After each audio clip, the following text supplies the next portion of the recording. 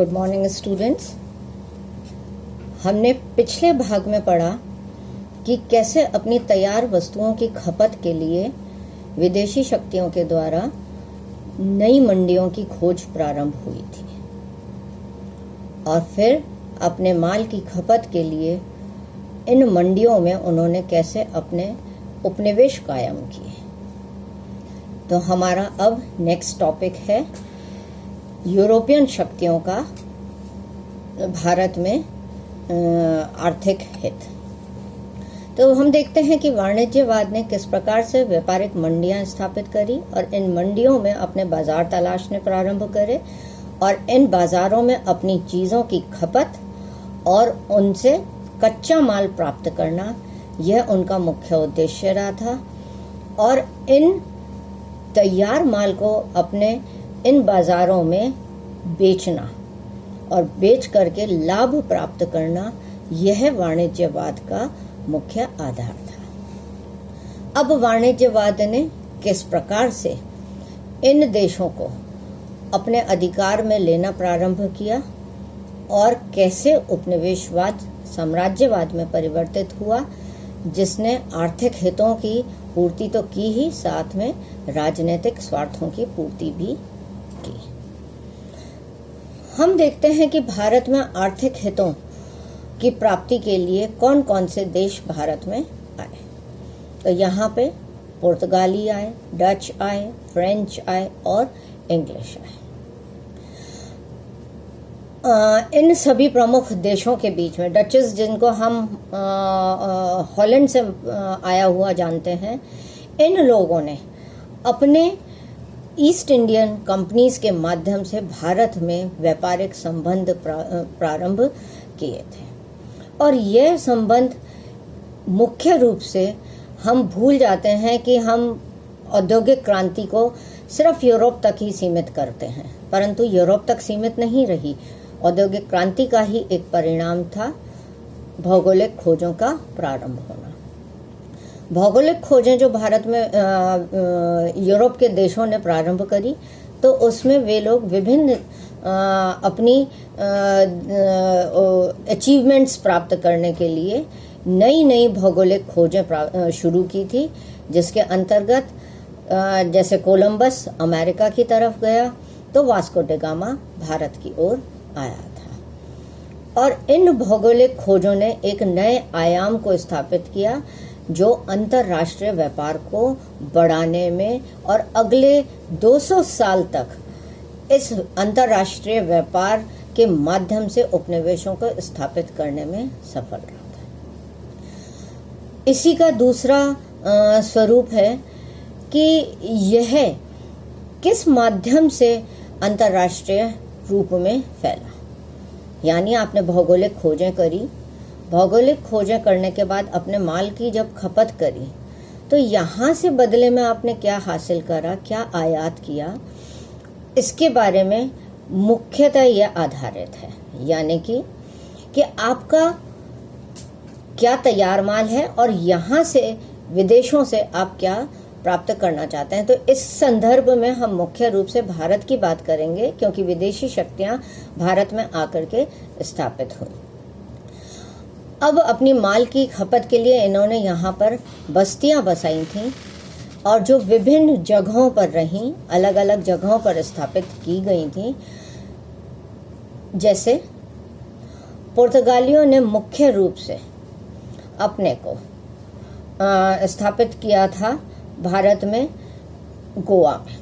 हालांकि ये जो ईस्ट इंडिया कंपनी, पुर्तगाली ईस्ट इंडिया कंपनी भारत में आई थी, इन्होंने कोरोमंडल कोस्ट पर अपने को स्थापित किया था, परंतु अंत में इन्होंने गोवा में जाकर के अपनी व्यापारिक बस्ती बना ली थी और वहीं से ही फिर इन्होंने अपना व्यापार प्रारंभ किया था।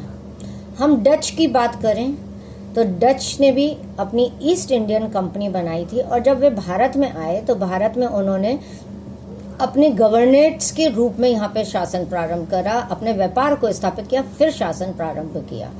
तो यहाँ पे उन्होंने 4 जगहों पर अपनी कंपनी स्थापित करी थी। पहली जो डच कंपनी थी वह थी कोरोमंडल क्षेत्र में डच कोरोमंडल कहलाया, एक उन्होंने स्थापित करी डच सीलोन में, एक उन्होंने स्थापित करी डच मालाबार में, एक इन्होंने स्थापित करी डच सूरत में, और आखिरी जो उन्होंने स्थापित करी वो डच बंगाल में। इस तरह से भारत में 1605 से 1825 तक यानी कि 200 साल तक उन्होंने अपने व्यापार को यहाँ पर बढ़ाया। परंतु जब फ्रांसीसी यहाँ पर आ गए तो उनका व्यापार यहाँ पे समाप्त हो गया, राजनीतिक प्रतिस्पर्धा प्रारंभ हो गई और डचों को यहाँ से सिलोन में मुख्य रूप से स्थापित होकर के ही रह गए। डच फ्रांसीसियों ने यहाँ पर अपनी कॉलोनीज जो है ईस्ट इंडिया कंपनी के माध्यम से, यानी जब अपने व्यापार को बढ़ाना था तो व्यापार के लिए उन्होंने यहाँ पे व्यापारिक बस्तियां बसाई थी। यह भी पुर्तगाली ईस्ट इंडिया कंपनी के नाम से ही भारत में व्यापार करने के लिए आई थी और इन्होंने भी कोरोमंडल कोस्ट पर, मालाबार कोस्ट में माहे नामक जगह पर और बंगाल में चंद्रनगर में यहाँ पर अपनी व्यापारिक कोठियां प्रारंभ करी थी। इसके पश्चात भारत में इंग्लिश आए जिन्होंने फ्रांसीसी शक्ति को यहाँ पर हराया और अपनी शक्ति की स्थापना करी। यह ईस्ट इंडिया कंपनी का अगर हम देखें तो 1612 में व्यापार यहाँ पर प्रारंभ हो गया था, तो इसको भी हम 3 भागों में बांट सकते हैं। ईस्ट इंडिया कंपनी ने 1612 से लेकर के 1757 तक भारत में व्यापार करा था। फिर कंपनी का रूल यहाँ पे शासन जो स्थापित हुआ वह 1757 से लेके 1857 तक रहा। क्रांति से ईस्ट इंडिया कंपनी का रूल समाप्त हो गया था और 1858 से लेकर के 1947 तक यह ब्रिटिश राज कहलाया, क्योंकि अब ईस्ट इंडिया कंपनी समाप्त हो गई थी। व्यापार एक जो माध्यम बना था वह भी समाप्त हो चुका था, इनडायरेक्टली चल रहा था, मतलब ईस्ट इंडिया कंपनी समाप्त हो गई थी और ईस्ट इंडिया कंपनी के बजाय अब ब्रिटिश क्राउन डायरेक्ट रूल यहाँ पर कर रहा था, अतएव यह ब्रिटिश राज कहलाया गया। तो भारत में ये 4 शक्तियां आई और इन शक्तियों ने अपने हितों की पूर्ति के लिए व्यापारिक कोठियां इन विभिन्न जगहों पर स्थापित करी।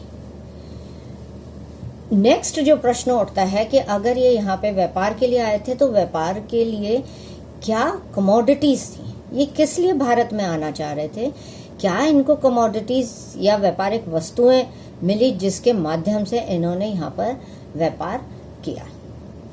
तो आपको ये मैं बता दूं कि भारत एक बहुत बड़ा प्रदेश रहा और विभिन्न भौगोलिक परिदृश्यों में यह डिवाइडेड है। यहाँ पे भौगोलिक स्थिति कहीं पर भी एक समान नहीं है, सब जगह अलग अलग है और प्रत्येक प्रदेश अपने जगह के उत्पादन के लिए प्रसिद्ध है।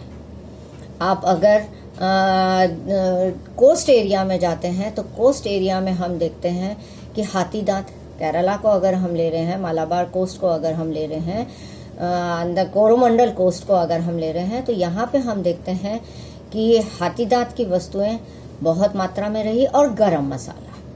इन 2 चीज़ों के लिए इंग्लैंड में या आप यूरोप के देशों में देखें तो स्पाइसेस जो हैं, जो गरम मसाले हैं, वो भारत से ही वहाँ पे इंट्रोड्यूस किए गए थे। तो भारत में कमोडिटीज डिफरेंट रही।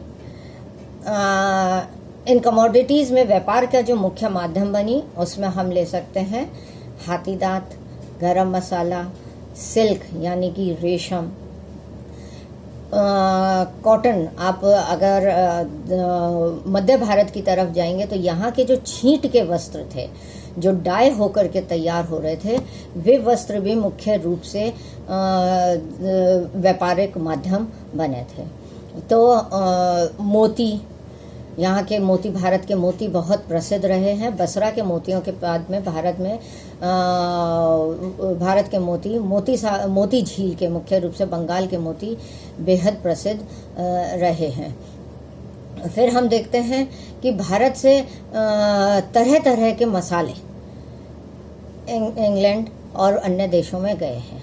यहाँ की शक्कर और शोरा नमक, ये चीज़ें भी भारत से निर्यात की गई या उन लोगों ने चीज़ों के बदले में यहाँ से ये चीज़ें ली। एक चीज़ और बता दूं कि बार्टर सिस्टम भी कई जगह पे रहा और कई जगह पे धन भी रहा है, काइंड भी रहा है। तो इस बार्टर सिस्टम में मुख्य रूप से अंग्रेज और यूरोपियन शक्ति जब भारत में आई तो उन्होंने यहाँ पर कॉटन के बने हुए कपड़ों को अपने एक्सचेंज में काम में लिया।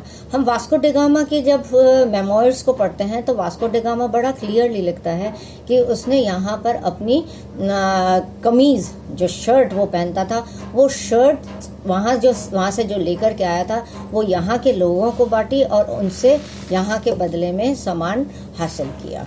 तो इस तरह से हम देखते हैं कि कमोडिटीज जो व्यापार का एक मुख्य माध्यम बनी थी। तो इस प्रकार भारत की धन संपदा ने विदेशी लोगों को या यूरोपियन देशों को भारत में व्यापार करने के लिए लालायित किया था। इसके अतिरिक्त आपको हस्तशिल्प कला की चीजें, जैसे चमड़े से बनी हुई वस्तुएं जो हैं, वह भी जो हाथ से बनाई जाती थी उनको बेहद पसंद किया गया था और कच्चे माल के रूप में मुख्य रूप से यहाँ से ले जाने लगे थे। उपनिवेशवाद की भावना जब आई तो वहां से तैयार माल की जब खपत की गई तो उन्होंने ये सब चीजें यहाँ से कच्चे माल के रूप में प्राप्त करी। रेशम यहाँ से कच्चा माल के रूप में रेशम के धागे ले जाते थे, वहां से बने हुए वस्त्र यहाँ पे देते थे। छींट के वस्त्र यहाँ से ले गए और रेडीमेड वस्त्रों को उन्होंने यहाँ के मार्केट्स में उतारा।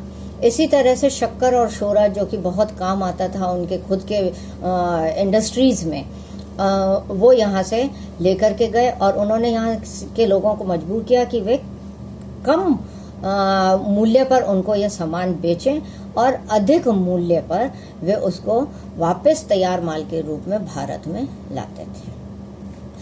तो मैंने आपको ये बताया कि ये 5 शक्तियां यहाँ पर 4 शक्तियां मुख्य रूप से भारत में आई और उन्होंने अपने राज्य को यहाँ पर कायम किया। हम यह अब एक सवाल उठता है यहाँ पे कि हम ये पूछना चाहते हैं कि किस तरह से ये लोग यहाँ पर स्थापित हुए। तो इसके कारण रहे हैं कि भारत में पतनशील मुगल साम्राज्य, मराठा साम्राज्यों का पतन होना, तृतीय पानीपत युद्ध के पश्चात में उनका कमजोर होना, छोटे छोटे नए स्थिर राज्यों का उदय होना, जिन्होंने खुले आम भारत में इन विदेशी शक्तियों को मौका दिया और उनके सम्मुख ये लोग झुकते भी गए। अब व्यापारिक प्रतिस्पर्धा जो यूरोपियन देशों में आपस में हो रही थी, उसके माध्यम से वे भारत में आए और उन्होंने यहाँ पर अपनी व्यापारिक कोठियां प्रारंभ करी। 17वीं सदी से ये व्यापारिक शक्तियां भारत में स्थापित आई, जो अंततः चलती ही रहीं। हम देखते हैं कि अंग्रेज 1947 में ब्रिटिश यहाँ से गए, तो पुर्तगाली जो थे वो यहाँ से 1962 में गए। वहीं हम देखते हैं जो कि 1664 में आए थे और 1962 में गए। डच लोग भारत में कम रहे, उनको 1825 में ही जाना पड़ा, पर हम फ्रांसीसियों को देखते हैं तो 1664 में आए और 1962 में गए। तो हमारे भारत में राजनीतिक सत्ता इन लोगों के हाथ में चली गई। अंततः ब्रिटिश ने भारत में राज्य किया और यहाँ पर अपना 200 वर्षों तक राजनीतिक सर्वोच्चता कायम करी। Thank you.